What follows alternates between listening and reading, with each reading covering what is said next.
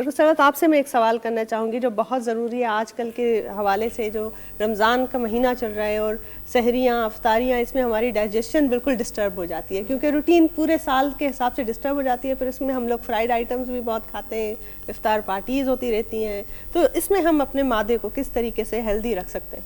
बिल्कुल, देखिए रमज़ान का मतलब तो पेशेंस हमें देखना, हमारी ज़िंदगी में अल्लाह ताला ने हमें बताया है कि हमें किस तरह से अपने आप को, अपनी ज़िंदगी का उसूल रखना चाहिए और किस तरह अपने आप को बनाना चाहिए।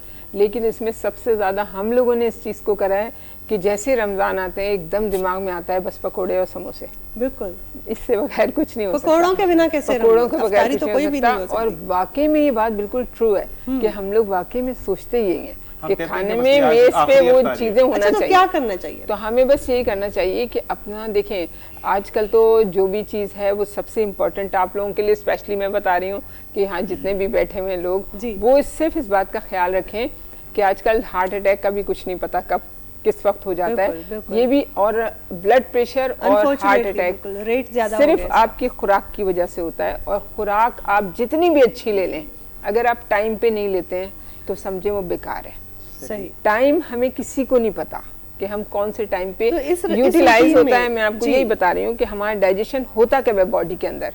हमारी बॉडी में डाइजेशन होता है सूरज की किरणों के साथ। ये आप अपने दिल और दिमाग में बसा लें, दुनिया की रिसर्च हो जाए, ये ऑथेंटिक बात है। आप सूरज, अल्लाह ताला ने मगरिब के बाद परिंदे चरिंदे भी अपने घोंसलों में चले जाते हैं, आप कितना खाना डालने कोई नहीं आएगा, क्योंकि ये अल्लाह ने इंडिकेशन दी है हमें कि आपको मैदा अपना सूरज के साथ साथ आपका मगरिब के बाद आपका खाना मना है। सही। अब आपने इफ्तारी कर ली, जो कुछ खाना है उसी वक्त खा लें आप। अच्छा। जो रात का खाना आप लोग शुरू करते हैं ना, ये नहीं है, क्योंकि सहरी कब खाएंगे? रहता है खाना, हर खाने में 8 घंटे का फर्क होता है, हर खाने में। सही। ये जो 24 घंटे बनाए हैं ना, ये 8 घंटे खाने के लिए, 8 घंटे काम के लिए और 8 घंटे सोने के लिए। ये आप लोगों का एक उसूल है, जब आपकी डाइजेशन जो है ना वो सही रहेगा।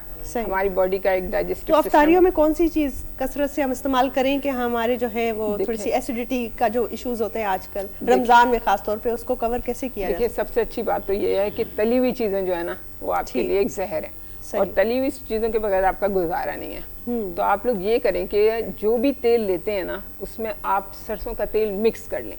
तो आप तेल में सरसों का तेल मिक्स करेंगे तो कोई अच्छी उसकी फिर भी स्मेल आएगी, लेकिन अगर देसी घी में आप सरसों का तेल मिक्स कर लेंगे तो आपका वो सरसों के तेल के अच्छा मिक्स करना लाजमी, खालिस सरसों के तेल में ही ना पका ले, नहीं तो वो स्मेल नहीं पसंद ना लोगों को। अच्छा, स्मेल की वजह से तलने के बाद फ्राई करने के बाद तो खत्म हो जाती है जो आपका मस्टर्ड ऑयल कुकिंग वाला जो आया, थोड़ी सी हल्की सी स्मेल आती है। जैसे आप पकोड़े वगैरह बनाते हैं तो कोई पता नहीं चलता, लेकिन सालन भी उसी में बनाना चाहिए आपको, हर चीज उसमें बनाना चाहिए, तो इससे आप लोग बचेंगे सबसे ज्यादा। और ब्लड प्रेशर का जो मर्ज है ना, वो सिर्फ आपके देर से खाने की वजह से होता है। आप मुख्तसर हमें थोड़ा बताएं, क्योंकि टाइम हमारे पास बिल्कुल मुख्तसर है, कि जैसे महेसा साहब ने पहले बताया था कि फ्रूट्स का इंटेक हम कर सकते हैं, ऑयली चीज़ों को बिल्कुल हम हो सकते ऑयल को जितना हो सके कम करें या ख़त्म ही कर लें, लेकिन फ्रूट का इंटेक ज़्यादा करें तो जो डायबिटिक लोग हैं, क्योंकि उसमें भी नेचुरल शुगर तो होती है, तो क्या वो उनको असर उसका नहीं होगा?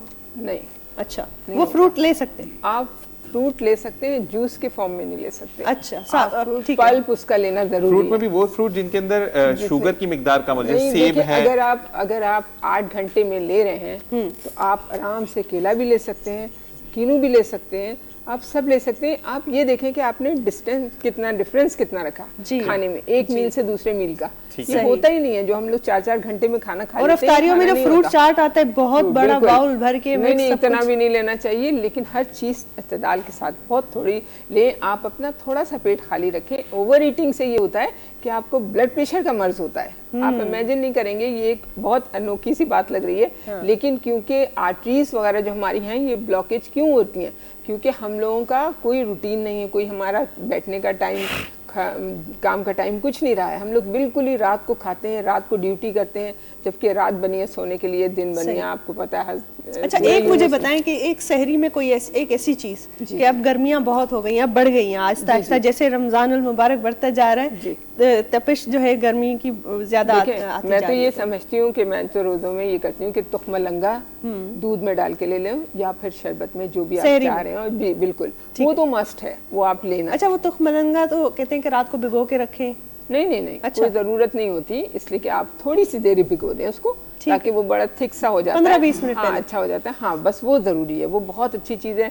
और अगर आप लें तो जौ की रोटी ले लें, वो बहुत अच्छी चीज है। दही बहुत अच्छा है कि आपको प्यास नहीं लगता, बहुत अच्छा है, दही बहुत अच्छी चीज है। पुदीने का आप पानी, खास तौर पे पुदीने का पानी बनाए और धनिया का पानी बना के लेमन में डाल के वो आप लें, और आप शहद ले लें, शहद बहुत अच्छा है लेमन के साथ, ये आपको विटामिन सी का काम करेगा। ये सब चीजें जो है ना आपकी सर्कुलेशन को बढ़ाएगा और आपको एनहांस करेगा। बहुत अच्छा कि जब हम इफ्तारियों का एहतमाम करते हैं और हमारी वो माएँ वो बहनें जो किचन संभालती हैं, उसमें जब हम खाने वाने करते हैं तो जाहिर है अब वो उनका अपना भी रोज़ा होता है, वो चख भी नहीं सकती है, तो अपना अंदाजन एक वो अपना सब कुछ बना लेती हैं।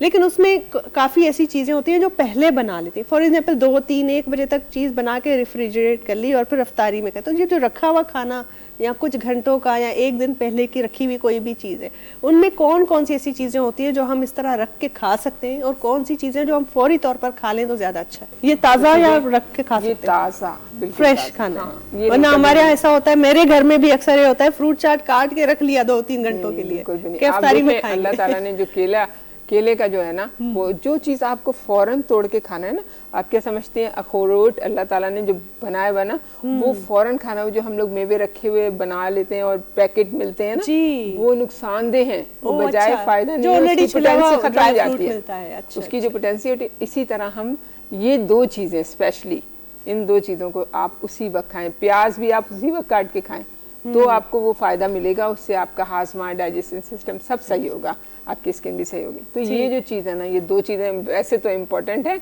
और बहुत सारी चीजें, लेकिन इतना टाइम नहीं है कि नहीं बिल्कुल बहुत अच्छी आपने बात की कि प्याज को भी फौरन ही काट के इस्तेमाल किया जाए। अक्सर होटलिंग में हम लोग जाते हैं और जो सैलेड ऑर्डर करते हैं, वो कागज होता है, वो समझे आप कागज खा रहे हैं, कोई पोटेंसी नहीं, क्योंकि पता नहीं है ना उन्होंने कब काट के रखा है। रिसर्च बात इस पे भी हुई है कि जो कटा हुआ प्याज आप खाते हैं वो पत्थरी भी करता है। और एक रिसर्च अभी मैंने परसों पढ़ी है जो मैं आपसे शेयर करूंगा, कि आपने जैसे कहा ना कि दिल की शरियानें बंद होती हैं, तो जो आप सेर होकर खाते हैं या पेट भर के खा लेते हैं, फिर हिला नहीं जाता आपसे, तो बेहतरीन तरीका यह है कि जो दीन इस्लाम ने सिखाया कि आप खजूर खाएं, खजूर के बाद एक आध कोई फ्रूट आपने खा लिया, पानी पीकर नमाज अदा करें, उसके बाद जब आकर खाते हैं तो वो आपको ओबेसिटी की तरफ, वो आपकी जब नमाज है ना, वो एक तरह की बहुत बड़ी थेरेपी है। बिल्कुल आप उसको जो जब आप सजदे में जाते हैं तो जो आपके चारों बॉल्ब है ना जो दिल के, उनका जो फंक्शन होता है ना, वो आपको दोबारा रिजनरेट करता है।